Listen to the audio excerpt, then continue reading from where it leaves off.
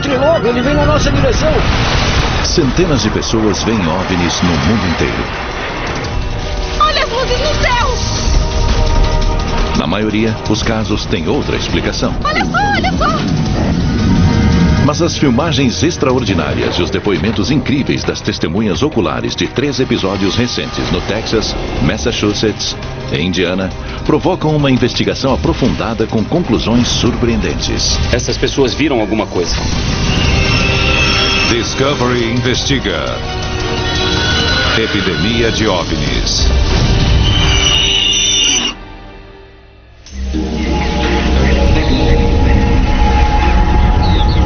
Stephenville, Texas, 8 de janeiro de 2008. O empresário e piloto particular Steve Allen está nos arredores da cidade quando vê algo curioso no céu. Olhei para o leste e vi uma série de luzes aproximando-se muito depressa. Steve descreve luzes enormes, azuis, vermelhas e brancas, voando em formação e em alta velocidade. As luzes param de repente e ficam pairando sobre o tribunal do condado de Erie. O mais extraordinário é que as luzes se moviam simultaneamente. Ao mesmo tempo, 30 quilômetros a oeste dali, em Dublin, Texas, o policial Leroy Gayton observa a estranha movimentação das luzes voadoras. Elas teriam que estar presas em alguma coisa, porque parecia um cardume de peixes. Todas partiram à mesma velocidade e ao mesmo tempo. Steve Allen vê as luzes esquisitas moverem-se em forma de arco. Em seguida, elas se alinham verticalmente. 2 segundos depois, elas se separaram em 2 conjuntos de 7 luzes piscando. De repente, os 2 grupos de luzes desaparecem.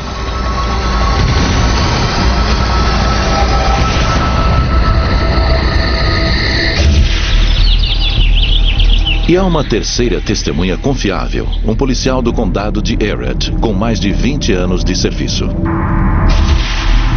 Ele pede que sua identidade não seja revelada. Eu estava trafegando pela rodovia 377 na Alça Sul, passando por Stephenville, quando eu percebi um movimento no céu próximo ao tribunal do condado de Erie. Ele vê um objeto grande e octogonal, com luzes azuis brilhantes pairando sobre o tribunal. O policial calcula que o OVNI deve ter cerca de 200 metros de comprimento e 130 metros de largura. Ele tenta fazer a captura pelo radar de tráfego para medir a velocidade da nave. Estiquei a mão, apertei o botão e fiz a captura. A captura só acontece quando o feixe de radar atinge uma superfície sólida e é refletido de volta. Para que a velocidade seja identificada, o objeto-alvo tem que estar em movimento. O eco retorna para o radar quando o feixe atinge o objeto para o qual eu apontei. A captura foi muito rápida. Segundo o policial, o radar mostra que a nave está se movendo a velocidade fixa de 43 km por hora. E então, ela começa a manobrar.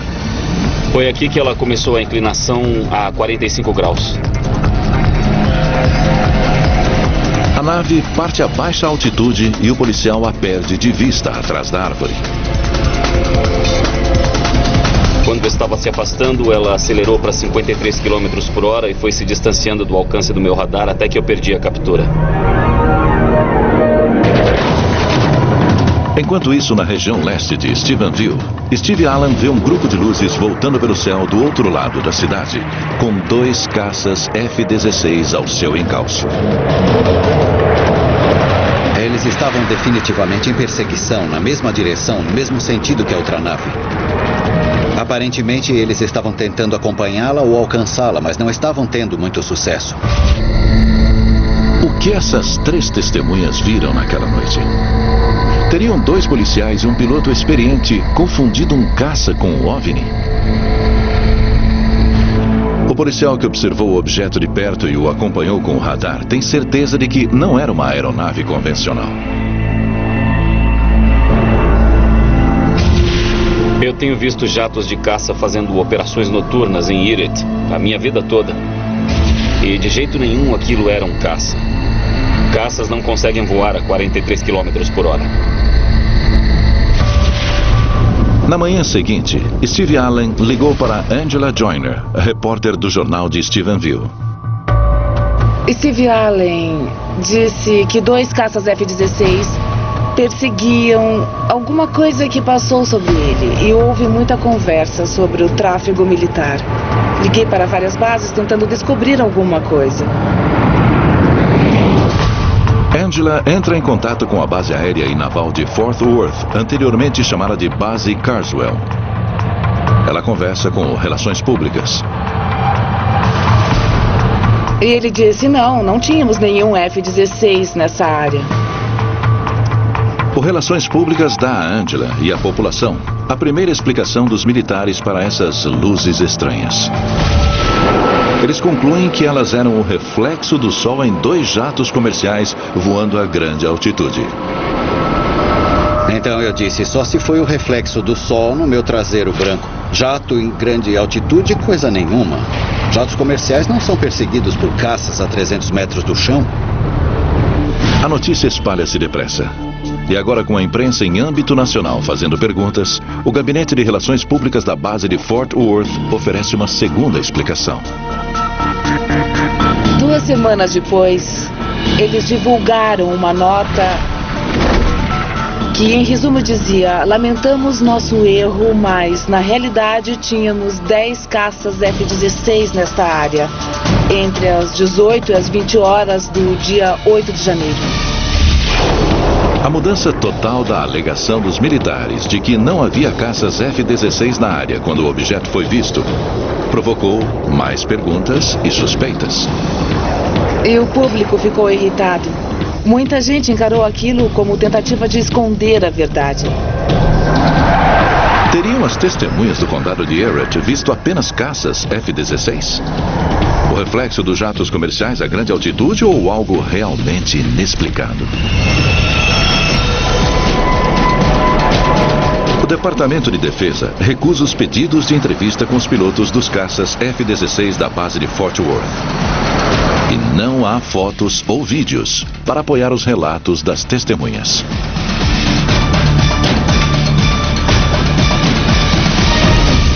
Mas 1 mês depois, o policial Gayton consegue suas provas. Em fevereiro, ele e sua esposa Wendy fotografaram uma estranha luz brilhando sobre Stephenville. Foi por volta de 9h30, 10 horas. Estávamos voltando para casa e vimos aquela luz no céu. Eu me debrucei na janela e comecei a tirar as fotos. As fotos de Wendy são as primeiras imagens do tipo de luz que as testemunhas viram passando sobre o condado de Everett no mês anterior. Fiquei assombrada com o que vi, com as cores: vermelho, verde, azul e branco. As fotos ficaram incríveis. Horas depois, naquela mesma noite, fazendo a ronda em Stephenville na sua viatura, o policial Gayton também vê a luz. Ele liga a câmera de vídeo no paralama do carro e começa a gravar. Não sei o que era. Não sei no que aquilo estava preso. Pelo vídeo não dá para saber. Nas semanas seguintes às aparições no Texas, um especialista em radar analisa os dados do radar de controle do tráfego aéreo e descobre algo fora do comum.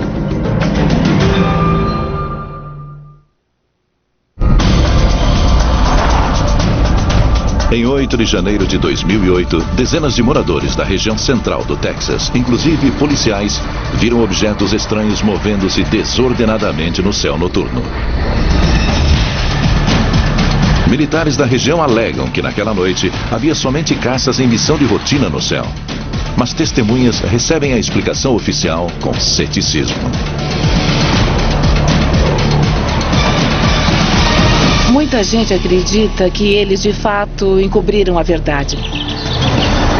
Sem qualquer vídeo ou foto para apoiar as testemunhas das aparições de 8 de janeiro, o especialista em radar, Glenn Shows, recorre à Administração Federal da Aviação.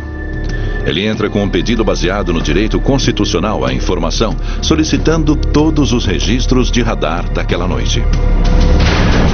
Sua meta é descobrir se algo fora do comum aconteceu no céu.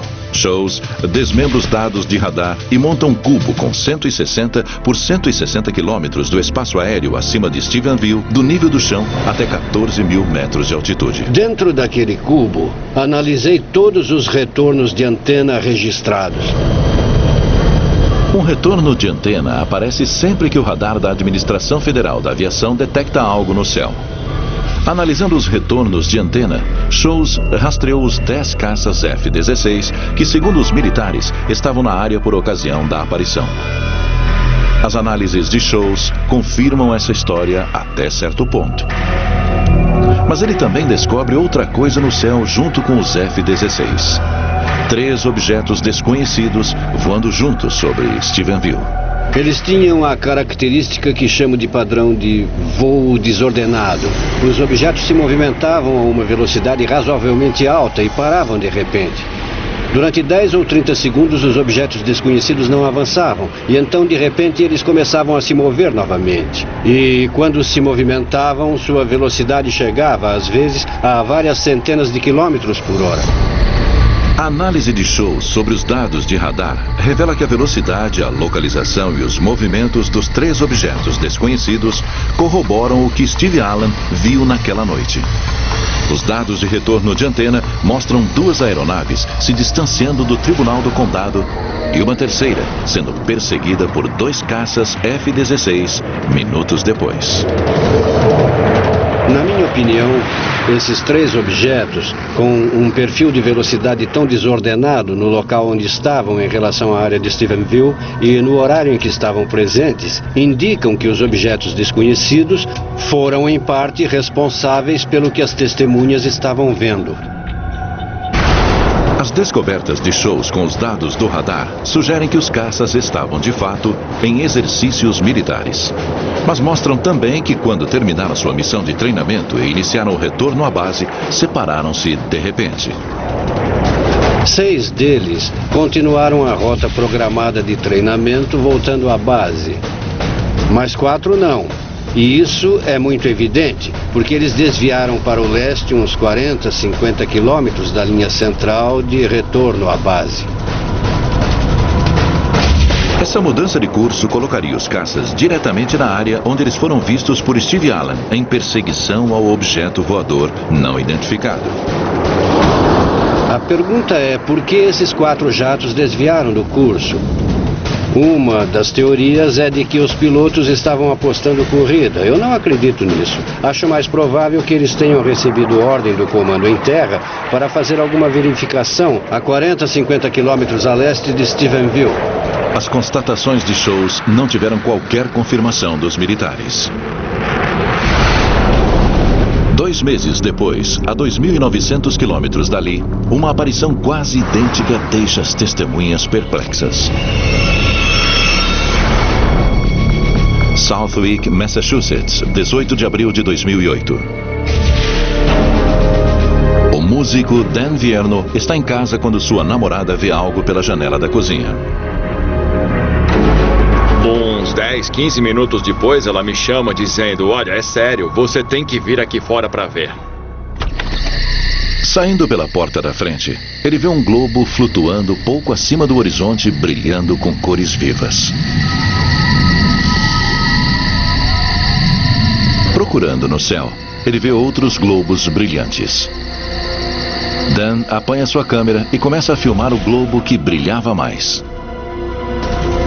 Quando eu comecei a filmar, ele já estava bem longe e começava a desaparecer no horizonte. Kathy Hubbard, vizinha de Dan, também vê as luzes. Quanto mais olhávamos, mais assustados e preocupados ficávamos. E nós sabíamos que aquilo era real. Elas não faziam movimentos suaves pelo céu. Para cima, para baixo, de lado e muito rápido. Elas se aproximavam umas das outras várias vezes e depois se afastavam novamente. Acompanhe as estrelas. Uma quarta testemunha, Courtney Lynn Wilson Merrill, vê as mesmas luzes. Eram 3 luzes, mas separadas. Uma aqui Uma bem atrás de mim e outra naquela direção. As luzes não fizeram qualquer barulho e não havia jatos militares atrás delas ou coisas assim. Courtney é fotógrafa profissional. Ela foca sua câmera no objeto mais brilhante. Estavam em formação de triângulo? Estavam. Começou aqui. Elas estavam formando padrões? Estavam, sim. Ela ajusta a câmera para uma exposição curta, a fim de capturar melhor os movimentos desordenados das luzes. Minha impressão é que se houvesse um movimento, ficaria um rastro de luz.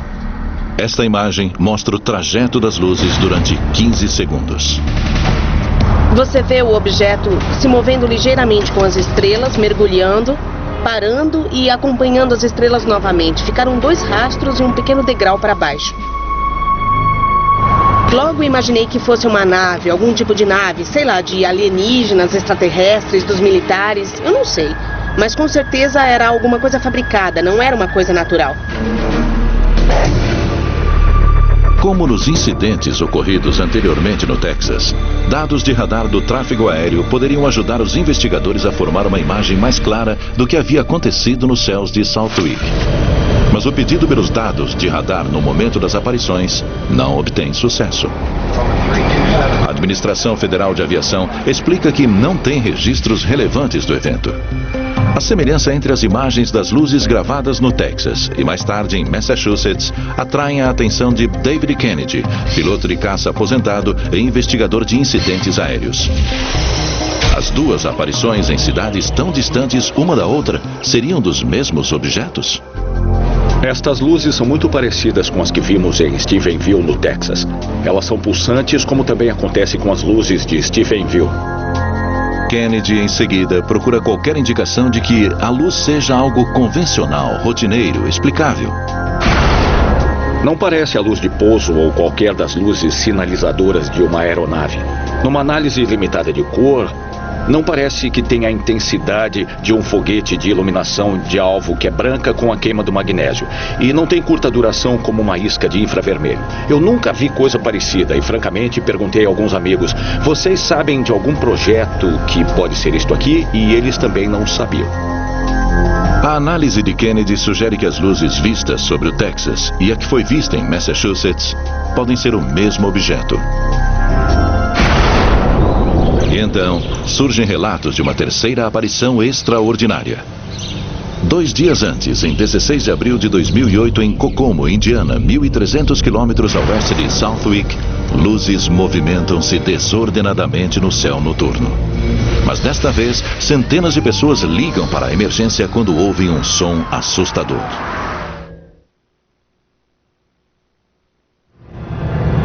Você tá filmando? Eu tô tentando. A gente tem que filmar.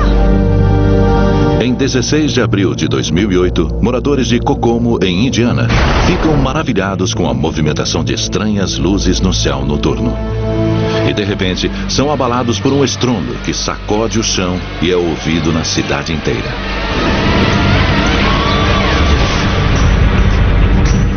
Naquela noite, o sargento Richard Ferguson, xerife do condado de Howard, estava de serviço nas proximidades de Kokomo. 16 de abril, embora tenha começado com um dia perfeitamente normal, transformou-se num caos em questão de minutos.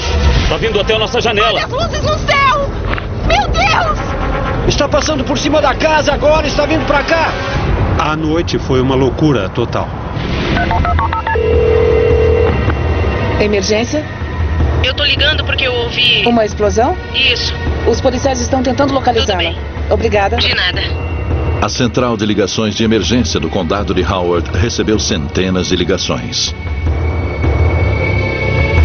Enquanto voltava para a cidade, recebemos mais ligações falando de uma luz brilhante no céu com 4 luzes coloridas em volta.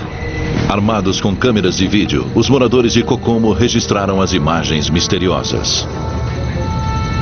Olha só, olha só! Meu Deus, o que é aquilo? Hank Bolger é detetive aposentado do condado de Howard e veterano da Força Aérea. Ele está em casa quando ouve o estrondo e corre para fora. Bolger vê 5 luzes alaranjadas formando uma linha reta. Cada luz afastava-se para a esquerda quando outra aparecia. Então elas ficaram em linha reta e não dava para ver mais nada em volta. Aquilo não subiu, não desceu, apenas desapareceu de repente.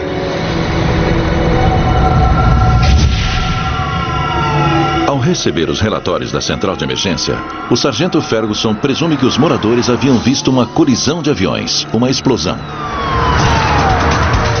Ele entra em contato com a Guarda Nacional Aeronáutica no aeroporto de Fort Wayne e pergunta se alguma das suas aeronaves está percorrendo a área. Eu tinha que descobrir exatamente o que estava acontecendo, mas eles disseram: nossa torre está fechada. Os aviões estão no solo, nenhum está voando. Minutos depois do estrondo, Dustin Cronkite vê algo que contradiz a informação que o sargento acaba de receber. Eu percebi que tinha uns 14 ou 16 aviões, provavelmente jatos, voando em círculos na mesma direção. E isso chamou minha atenção por uma série de luzes estranhas que estavam brilhando no céu. Dustin vê uma luz estroboscópica emitindo cores intensas. Ele fotografa o objeto.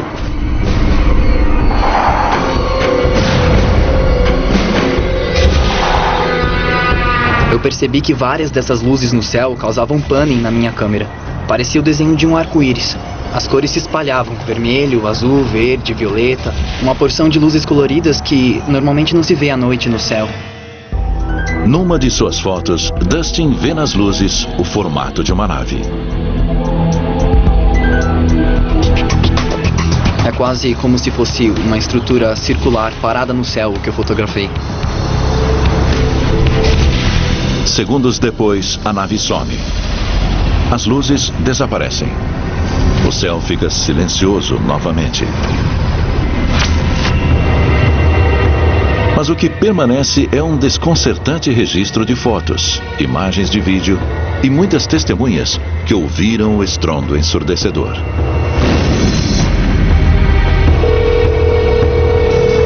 Emergência. A gente ouviu uma explosão que fez a nossa casa tremer. Certo, já estamos sabendo.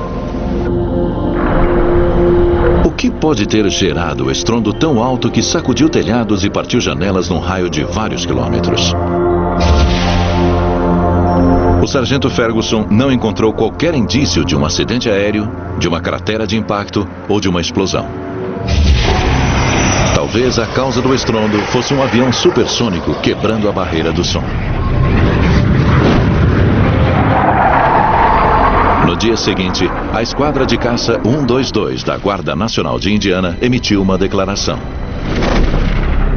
Ela explicava que um de seus caças F-16 havia acidentalmente quebrado a barreira do som sobre Kokomo, enquanto disparava foguetes antimíssil.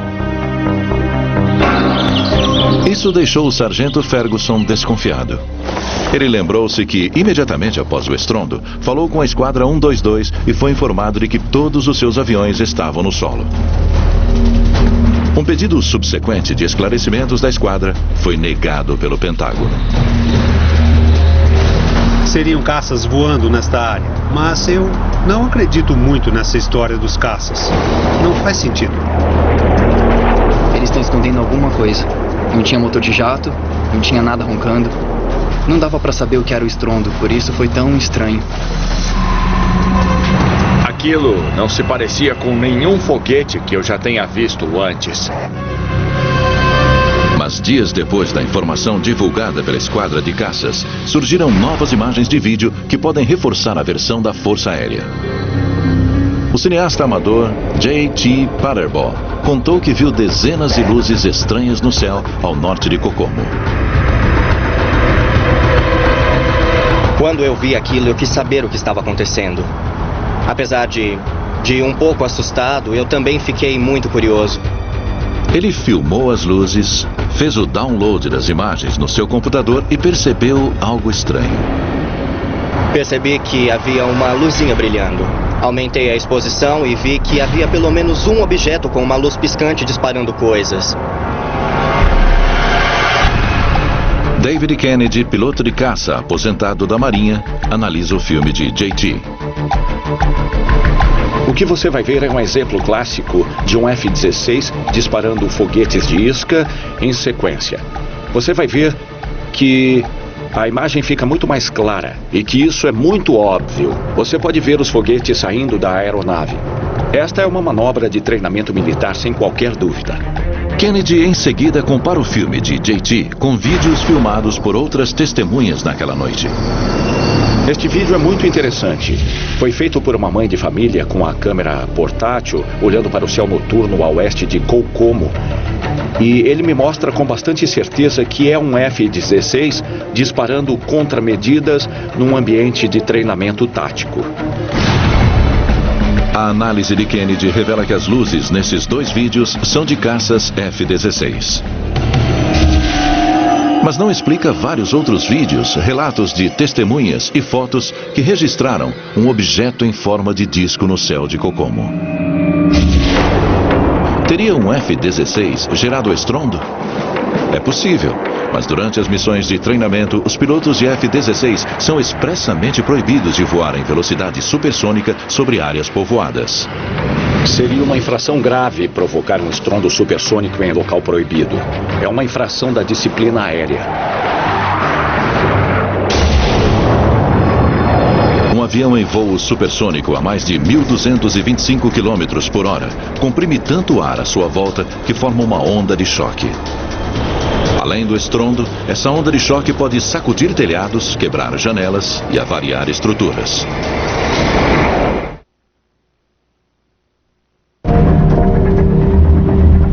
16 de abril de 2008. Testemunhas veem luzes estranhas e ouvem um tremendo estrondo no céu sobre Kokomo, em Indiana. Foi muito alto, foi um estrondo tremendo, mas depois não teve mais nada, nenhum motor de jato. Foi impossível identificar o estrondo, por isso foi tão estranho. Eu me assustei, minha casa tremeu. As janelas trepidaram e eu fiquei com medo. Glenn Means é aviador aposentado do Grupo de Operações Especiais da Força Aérea. Aqui é o ponto zero do estrondo de Kokomo. Determinamos, conversando com testemunhas e através de triangulação, que o estrondo deve ter se originado aqui, no alto. Glenn calcula que o estrondo ocorreu 8 quilômetros a sudoeste de Kokomo. O local fica a vários quilômetros da área de operações militares em Hilltop, que é a única onde os caças F-16 da Esquadra 122 podem fazer missões de treinamento abaixo da velocidade supersônica. Glenn e outros investigadores examinam as áreas adjacentes. Eles conversam com 33 moradores que vivem numa área de 2,6 km² em torno do epicentro do estrondo. Nós tiramos umas fotos. Então vocês ouviram um estrondo e pensaram que um avião tivesse caído? Isso. Os relatos das testemunhas indicam que o som foi várias vezes mais alto que o estrondo sônico de um F-16. Um caça F-16 em velocidade Mach 1 criaria um estrondo por volta de 140 decibéis. Mais ou menos o mesmo que um tiro próximo de uma arma de fogo. Mas os relatos das testemunhas após o estrondo em Kokomo descrevem um som ensurdecedor, tão violento que sacudiu os telhados e quase quebrou os vidros das janelas. Uma testemunha alegou ter visto um F-16 voando no momento do incidente. Mas 9 testemunhas disseram que havia luzes estranhas no céu. Dados de radar obtidos da Administração Federal da Aeronáutica mostram vários caças F-16 voando sobre Kokomo no momento do estrondo. Esses dados confirmam a versão dos militares. Mas os registros do radar mostram que havia também um objeto não identificado no espaço aéreo. E isso confirma os relatos das testemunhas. Dustin Cronkite alega que viu vários caças circulando a nave com formato de disco pouco antes que ela partisse em alta velocidade e desaparecesse.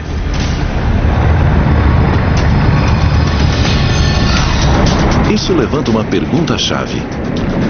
Teria um F-16 produzido o estrondo relatado pelas testemunhas e representantes da aeronáutica? Ou seria a nave em forma de disco que Dustin viu? Verifique com o modelo. O Dr. Scott Miller é professor titular da cadeira de Engenharia Aeroespacial da Universidade Estadual de Wichita e fellow no Instituto Nacional de Pesquisas Aeronáuticas. Pode me ajudar? Ele criou um experimento para determinar se uma nave em forma de disco poderia gerar um estrondo sônico mais alto que o de um F-16.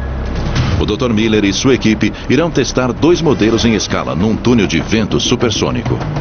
O de um F-16, como os que fazem parte da Esquadra 122, e uma nave em forma de disco, semelhante à que Dustin Cronkite fotografou no céu sobre Kokomo.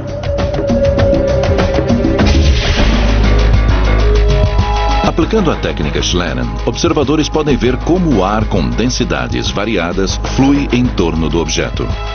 O Dr. Miller e sua equipe poderão ver as ondas de choque geradas pelo F-16 e pelo disco, num trajeto pelo ar ao dobro da velocidade do som. Eles irão analisar atentamente o tamanho das ondas de choque de cada um. A aeronave que gerar ondas de choque maiores produzirá o estrondo sônico mais forte. 5, 4, 3, 2, 1.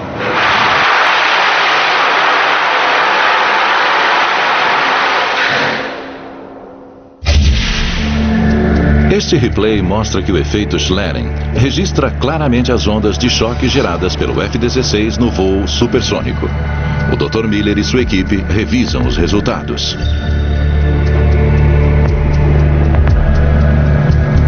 Estes são os resultados obtidos com o teste deste modelo de F-16. Ele mostra uma onda de choque que se forma no nariz do avião.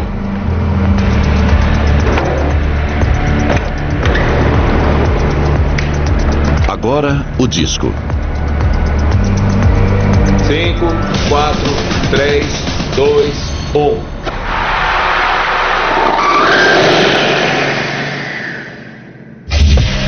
Não, assim está. O Dr. Miller analisa as imagens. Aqui dá para ver bem. Esta é uma foto de uma simulação recente. Neste caso, o fluxo de ar está estabelecido em Mach 2,2. A onda de choque mais importante aqui é a que sai do nariz e a outra menor aqui saindo da pequena superfície arredondada que fica no alto do disco. Após revisar o perfil das 2 ondas de choque, o Dr. Miller conta o que descobriu. Pelas fotografias Schleiden desses 2 modelos, este criaria o estrondo mais alto. E isso em parte porque ele tem mais volume. E, obviamente, analisando a intensidade das ondas de choque na imagem Schleiden, vemos que a do disco é mais intensa, mais forte, tanto o choque do nariz quanto da cauda. Portanto, este som seria muito alto. A velocidades supersônicas, o disco criaria uma onda de choque mais forte que a do F-16. Os resultados sugerem que se um disco e um F-16 estivessem no mesmo espaço aéreo, o disco produziria um estrondo sônico mais forte do que o F-16. Os investigadores não conseguiram localizar qualquer gravação do estrondo que ocorreu sobre Kokomo. Enquanto uma não é encontrada e analisada, o resultado do túnel de vento abre a possibilidade de que um objeto em forma de disco possa ter causado o estrondo violento ouvido em Kokomo. Ele não elimina a possibilidade de que o estrondo tenha sido causado por um F-16. No entanto, várias testemunhas confiáveis relataram terem visto algo muito diferente de um F-16. E muitas de suas fotos e vídeos mostram um objeto diferente de todas as aeronaves militares conhecidas. No início de 2008, estranhas luzes voadoras e naves desconhecidas deixaram perplexas várias testemunhas no Texas, em Massachusetts e em Indiana. Algumas conseguiram apanhar suas câmeras e fotografar os objetos. Eu vi que todas as fotos mostravam uma faixa de luz que atravessava a tela da minha câmera. De repente eu me lembrei, eu tô com a minha câmera e comecei a fotografar. Poderia a gravação de algo rotineiro como o voo de aviões comerciais e militares criar estas imagens extraordinárias?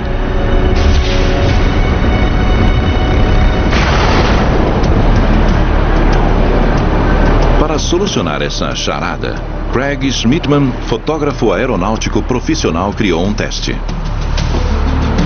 Craig reuniu câmeras do mesmo tipo que as usadas pelas testemunhas.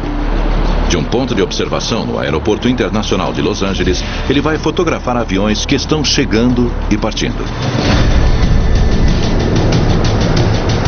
ele vai usar uma série de configurações em cada câmera para tentar reproduzir as misteriosas linhas de luz e outros fenômenos registrados nas câmeras das testemunhas. A câmera que estou usando hoje é uma SLR profissional de nível médio de uma das melhores marcas. Ela tem resolução de 8 megapixels e, pelo que sei, tem um desempenho quase idêntico ao das câmeras usadas no Texas e em Massachusetts. Um fato crítico na experiência de Craig é a velocidade do obturador. Quanto mais tempo o obturador permanecer aberto, mais luz poderá entrar na câmera.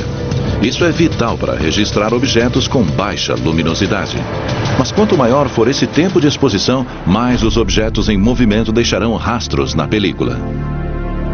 Para podermos obter resultados que representem as imagens feitas no Texas, usei de meio segundo até 4 segundos, expondo o sistema de imagem desta câmera a vários períodos de tempo. Assim teremos rastros mais e menos longos para tentar obter os arco-íris, brilhos e outros efeitos que vimos nas fotografias.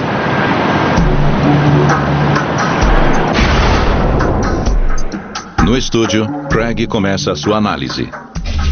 Primeiro, ele examina a foto feita por Wendy Gayton, no Texas.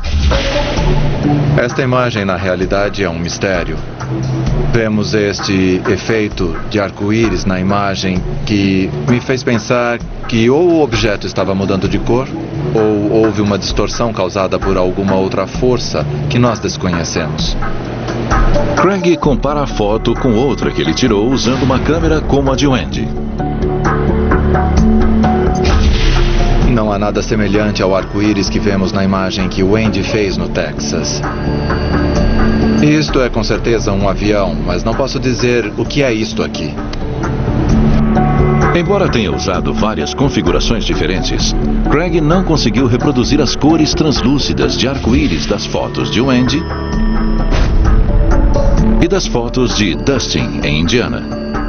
É semelhante, mas nada parecido com o efeito de arco-íris presente na foto do Dustin. Há um rastro e ele tem quase o mesmo comprimento. Mas essa imagem, para mim, não se parece de forma alguma com a imagem que Dustin nos enviou. Em seguida, Craig examina a foto que Courtney Lynn Wilson Mary tirou das luzes em Massachusetts. Há um brilho laranja, ou melhor, magenta, no contorno por fora. Há um leve colorido esverdeado aqui. A câmera e o objeto parece que não estavam se movendo muito um em relação ao outro, principalmente considerando-se que foi um longo tempo de exposição. A câmera de Courtney Lynn estava num tripé, e como a árvore na frente do objeto é um ponto de referência estacionário, Craig pôde determinar que o objeto estava em movimento com relação à câmera parada. Isso elimina a possibilidade de que seja a imagem de uma estrela ou de uma luminária de rua. Se isso fosse um foguete sinalizador lançado do chão ou disparado por um avião, haveria uma mancha alongada, um rastro no céu. Mas não vemos nada disso. Ele compara isto a uma imagem que fez no aeroporto. Aqui não vemos a luz pulsando, piscando ou alguma coisa parecida. Nada na imagem de Courtney me diz que isto aqui é um avião ou um helicóptero. Nenhuma das tentativas de Craig de reproduzir ou refutar as fotos das testemunhas funcionou. O arco-íris translúcido e os rastros de luz são curiosos. Mas quando Craig analisa as imagens de vídeo, descobre indícios que suscitam perguntas ainda mais importantes.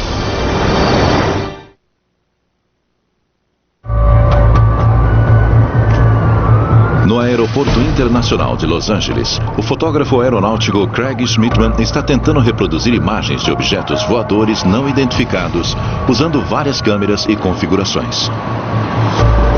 Ele quer igualar fotografias de luzes estranhas e de supostos OVNIs tiradas por testemunhas oculares em 3 estados americanos no início de 2008.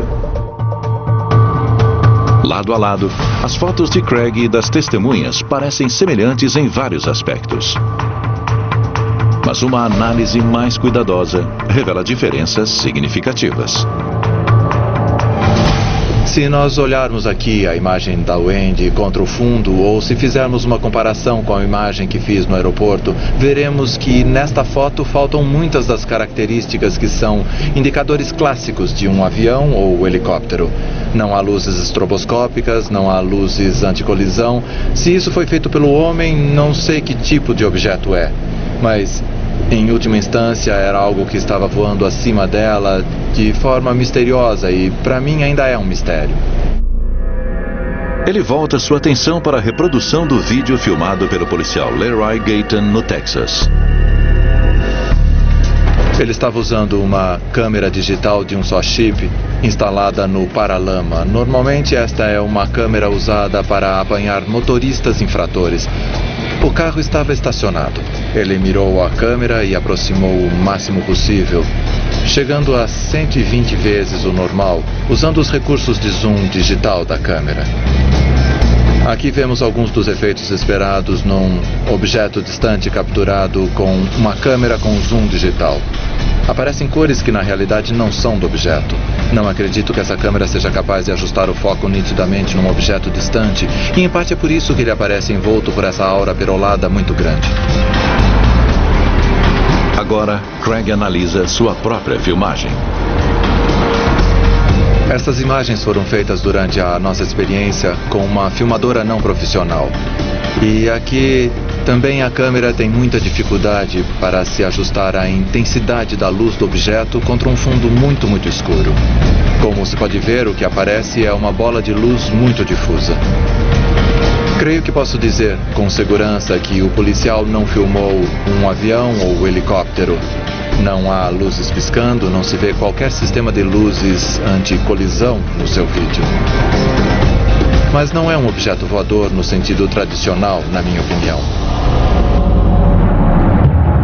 Antes da experiência, se me perguntassem o que são essas imagens feitas por amadores, eu acredito que responderia estrelas, planetas, mas essas pessoas viram alguma coisa misteriosa para dizer o mínimo.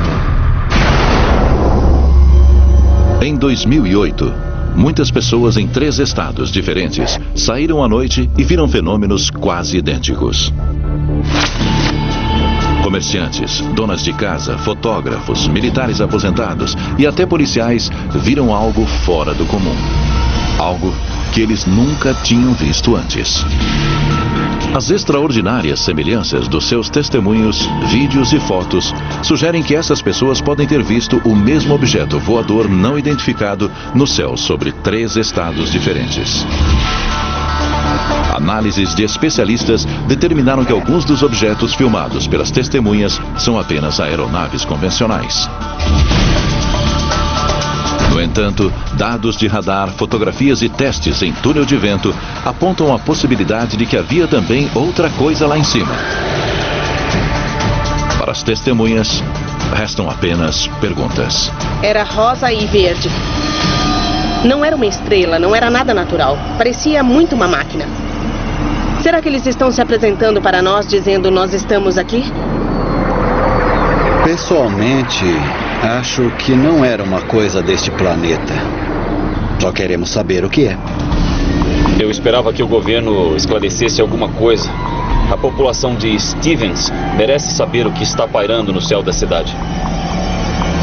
Você começa a perceber que provavelmente não estamos sozinhos aqui na Terra. Quem são eles? Será que estão me observando como eu os observo?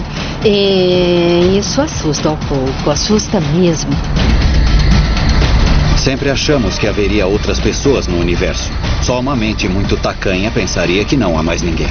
Mas para os investigadores, a busca por respostas continua.